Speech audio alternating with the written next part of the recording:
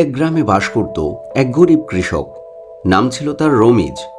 তার নিজস্ব কিছু জমি ছিল, যেখানে সে গাজর চাষ করত। গাজর চাষই ছিল তার একমাত্র জীবিকা।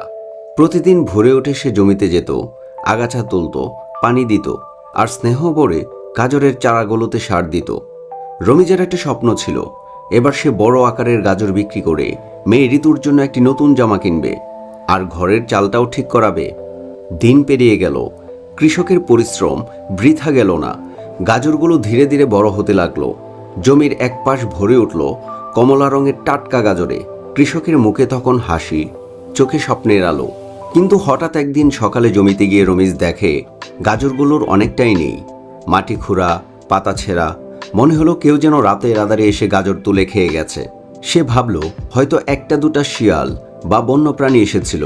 কিন্তু যখন পরপর ৩-৪ দিন একই ঘটনা ঘটতে লাগলো, তখন কৃষকের মন ভীষণ ভেঙে পড়ল।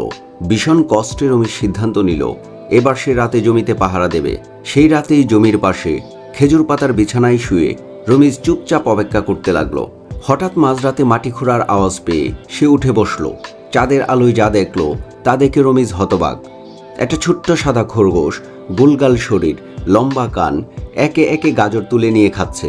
শুধু খাচ্ছে না, অর্ধেক গাজর কামড়ে ফেলে রেখে দিচ্ছে, বাকি অংশগুলোও নষ্ট হয়ে যাচ্ছে। রমিজ কিছুক্ষণ স্তব্ধ হয়ে খরগোশটিকে দেখল।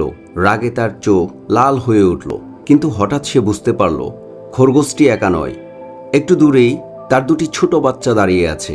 ছোট ছোট খরগোশ ছানাগুলো মায়ের দিকে তাকিয়ে আছে ক্ষুধার্ত চেহারা নিয়ে। এই দৃশ্য দেখে কৃষকের মনটা কেমন করে উঠল। সে ভাবল, আমার কষ্টের ফসল সে নষ্ট করেছে ঠিক, কিন্তু সেও তো বাঁচার তাগিদেই করেছে। আমার মতো সেও বাচ্চাদের মুখে খাবার দিতে চায়। সেই রাতেই রমিজ বাড়ি ফিরে গিয়ে কিছু পুরনো বাঁশ এনে এক কোনায় ছোট্ট খরগোশদের জন্য একটা ঘর বানিয়ে দিল। কিছু গাজর সে নিজের হাতে তাদের জন্য রেখে এলো। এরপর থেকে খরগোশ আর কৃষকের মধ্যে এক বন্ধুত্ব গড়ে উঠল। কৃষক প্রতিদিন কিছু গাজর রেখে দিত খরগোশ আর তার বাচ্চাদের জন্য। খরগোশ আর জমি নষ্ট করত না। রমিজ বুঝেছিল প্রকৃতিতে সবারই বাঁচার অধিকার আছে। সহানুভূতি আর ভালোবাসায় পারে সব সম্পর্কের সমাধান আনতে। ভালোবাসা, সহানুভূতি ও বোঝাপড়া দিয়ে সব সমস্যার সুন্দর সমাধান করা সম্ভব।